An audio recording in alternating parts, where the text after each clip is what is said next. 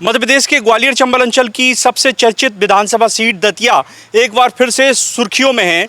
दतिया से कांग्रेस एमएलए राजेंद्र भारती को दिल्ली की एमपी एमएलए कोर्ट से बड़ा झटका लगा है।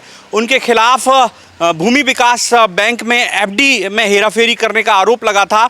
2 दशक से अधिक पुराना ये मामला है, लेकिन एमपी एमएलए कोर्ट में लगातार सुनवाई चल रही थी और इस पर सुनवाई करते हुए कोर्ट ने उन्हें 3 साल से अधिक सज़ा सुनाई है। धोखाधड़ी और अन्य धाराओं में उन्हें 3-3 साल की सज़ा मिली है। तो ऐसे में 2 साल से अधिक की सज़ा हो चुकी है। उनकी विधायकी अब रहेगी नहीं रहेगी, इस पर सभी की निगाहें टिकी हैं। हालांकि वो इस मामले में हाईकोर्ट का दरवाज़ा खटखटाएंगे, इस तरह की बातें सामने आ रही हैं। हमारे साथ जाने माने वकील हाईकोर्ट के क्रांति मिलिंद जी, उनसे बात कर लेते हैं। वो क्या कहते हैं, कानून क्या कहता है जब किसी विधायक को एमपी एमएलए कोर्ट से इस तरह सज़ा मिल जाती है, तो क्या अब उसके पास क्या ऑप्शन है? देखिए, रिप्रेजेंटेशन ऑफ पीपल एक्ट की धारा में स्पष्ट है कि जहाँ 2 साल से ऊपर की सज़ा होती है वहाँ ऑटोमेटिकली विधायकी रद्द हो सकती है उनकी। और यहाँ जैसा समाचारों में, अभी मैंने जजमेंट तो मैंने पढ़ा नहीं, लेकिन समाचारों में जैसा बताया गया है कि 3 साल की सज़ा उन्हें हुई है। तो जजमेंट की कॉपी प्राप्त होते ही असेंबली के जो सेक्रेटरी हैं वो नोटिफिकेशन इस बाबत जारी कर सकते हैं कि उनकी सदस्यता रद्द की जाती है। अब उनके पास बचाव को जो उपाय है वो केवल ये है कि उच्च न्यायालय द्वारा उनका कन्विक्शन स्टे किया जाए। अगर उनका कन्विक्शन स्टे होता है तो ही उनकी विधायकी बच सकती है, अन्यथा वो विधायकी जाएगी, चूँकि सज़ा 3 साल की है।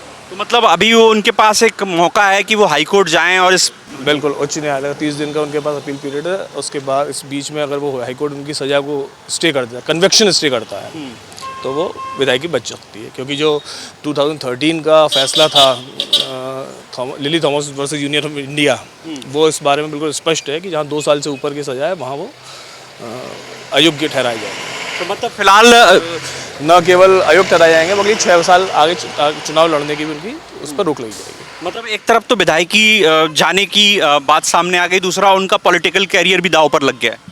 ये तो आप लोग जान सकते हैं पॉलिटिकल कैरियर के बारे में। जो कानून की स्थिति वो मैंने आपको बताई है। मतलब कानून ये कहता है कि 6 साल तक वो चुनाव भी नहीं लड़ पाएंगे सजा के बाद।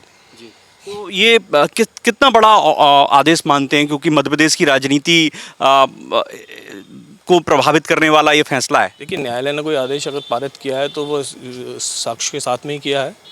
और जहाँ तक राजनीति का प्रश्न है तो ये तो आप लोग ही अच्छी तरह बता पाएंगे कि इसका क्या प्रभाव पड़ेगा। जो कानूनी स्थिति थी मैंने आपको बताई।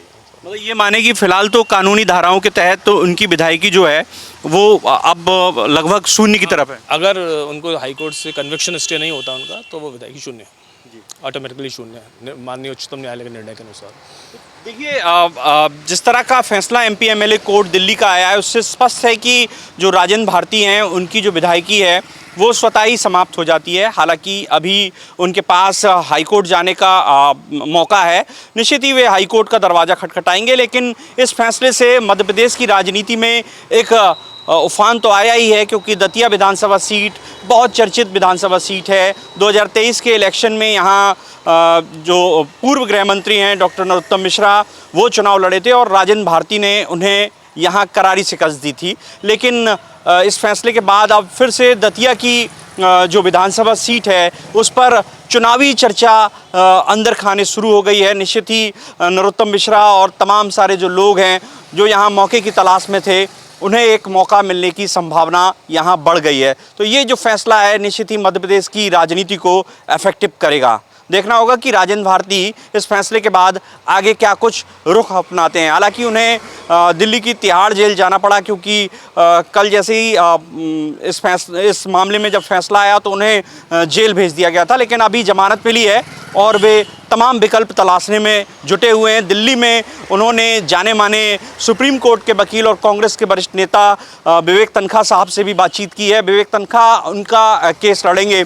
और एक और बात बता दें कि मध्य प्रदेश में लगातार कांग्रेस विधायकों के साथ इस तरह के मामले सामने आ रहे हैं। इससे पहले ग्वालियर हाईकोर्ट से जो विजयपुर विधानसभा सीट के जो एमएलए हैं मुकेश मल्होत्रा, उनके खिलाफ भी इस तरह का मामला सामने आया था। लेकिन बाद में सुप्रीम कोर्ट गए, वहां पर उन्हें राहत मिली। अब देखना होगा कि इस केस में किस तरह जो राजेंद्र भारती हैं और कांग्रेस पार्टी है वो कैसे मुकाबला करेगी। कैमरामैन विजय के साथ द प्रेस हिंदी के लिए मैं प्रहलाद सेन।